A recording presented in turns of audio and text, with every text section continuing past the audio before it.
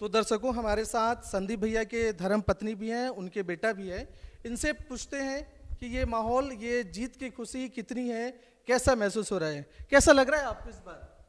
बहुत अच्छा लग रहा है, बहुत खुशी हो रही है और माता रानी पे पूरा विश्वास था कि ये सफलता मिलेगी और सफल हुए। वहाँ के जो जनता है, जिन्होंने मुझे इतना अधिकतम वोटों से लाड़ दुलार, जब से टिकट मिला काफ़ी प्यार मिला, आशीर्वाद मिला, और जो आशीर्वाद और लाड़ दुलार उन्होंने दिया है, तो उन सभी का, जनता का मैं यहाँ से आभार व्यक्त करता हूँ, उनको प्रणाम करता हूँ। और कांग्रेस पार्टी के एक एक कार्यकर्ता जिन दिन रात दिवाली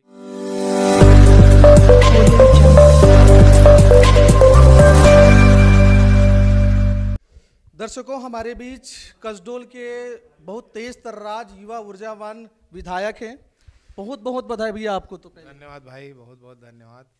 अच्छा, कैसा महसूस हो रहा है इतने संघर्ष, तपस्या, साधना के बाद फाइनली परिणाम आपके पक्ष में है?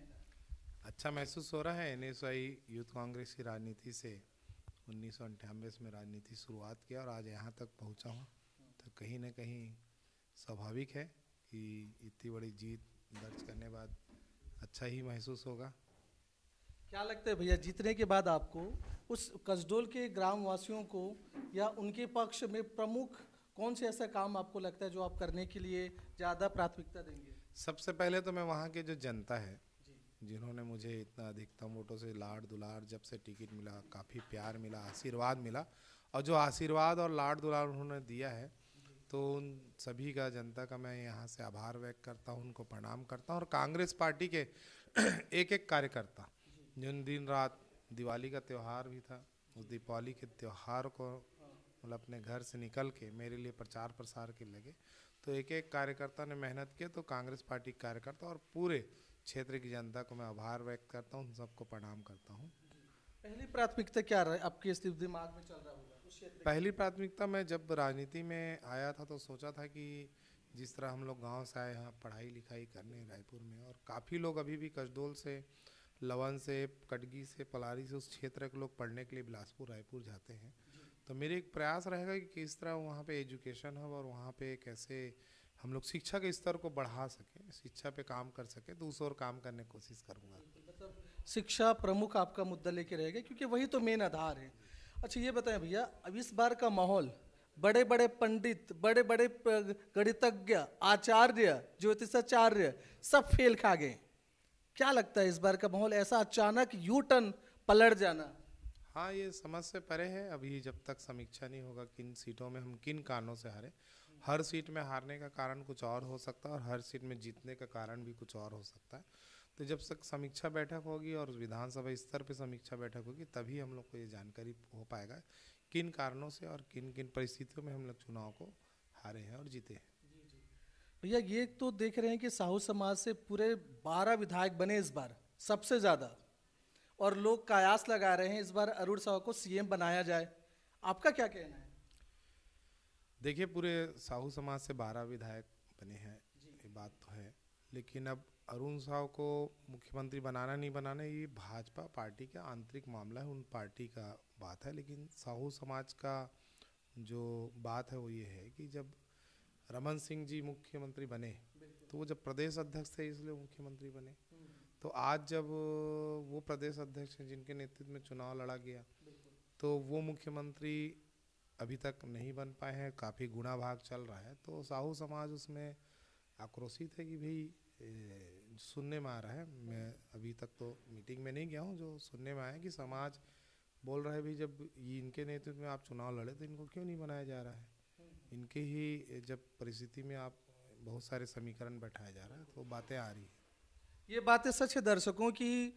अरुण साहू को जैसे ही प्रभार दिए गए तो परिवर्तन यात्रा निकाली गई और यात्रा से ही पूरे छत्तीसगढ़ में एक हलचल मच गई थी। बात जैसे इन्होंने कहा, बिल्कुल सटीक बात है कि प्रदेश अध्यक्ष के साथ साथ में वो समाज में लोगों को जोड़ने में, जुड़ने में अथक परिश्रम किया, तो बनना चाहिए। तो ये मान के चलें, अभी अभी पता चला है कि सर्व समाज एक संघ है, संगठन है, उसने सीधे रमन सिंह को और आगे पत्रचार कर दिया है कि इस बार अरुण साहू को हम समर्थन देते हैं। तो क्या साहू समाज भी पूरे तरह समर्थन दे रहे हैं? देखिए, मुझे उस जानकारी तो नहीं सर समाज के बारे में, और साहू समाज के जो बातें मुझे सुनने में आई वो मैं आपको बताया हूँ, लेकिन उसके लिए अधिकृत रूप से जो हमारे प्रदेश के अध्यक्ष हैं टहल साहू जी, उनकी लगातार, या प्रदेश के जो पदाधिकारी हैं जिला पर, उन लोग अपनी मीटिंग कर रहे हैं। तो वो अभी तक मेरे जानकारी में नहीं है, उन लोग बहुत अच्छे से बता पाएंगे कि उनकी रूपरेखा और उन लोग क्या कर रहे हैं। अभी तो राष्ट्रीय अध्यक्ष युवा साहू समाज के, उस नाते मैं कांग्रेस के विधायक के नाते नहीं पूछ रहा हूँ, एज ए राष्ट्रीय उपाध्यक्ष के नाते साहू समाज के क्या चाहते हैं?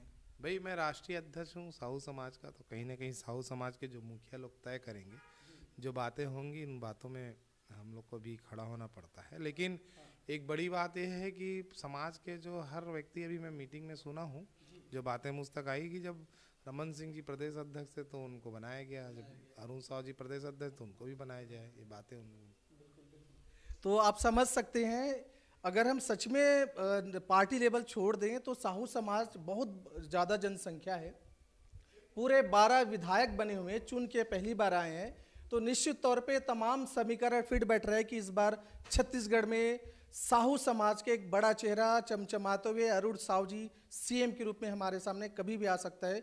ये कयासे तो अलग अलग तरीके से भी लगाए जा रहे हैं। अब देखना होगा कि इस बार बीजेपी किसी नए को लेकर आते हैं या उन्हीं के सर पर इस बार सरताज सौंपते हैं। तो दर्शकों, हमारे साथ संदीप भैया के धर्म पत्नी भी हैं, उनके बेटा भी है, इनसे पूछते हैं कि ये माहौल, ये जीत की खुशी कितनी है, कैसा महसूस हो रहा है, कैसा लग रहा है आपको इस बार? बहुत अच्छा लग रहा है, बहुत खुशी हो रही है और माता रानी पे पूरा विश्वास था कि ये सफलता मिलेगी और सफल हुए। बहुत खुशी है इस बात की। संघर्ष कितना लगा आपको? आप एक धर्म पत्नी होने के नाते कितना सहयोग कर पाए उनकी?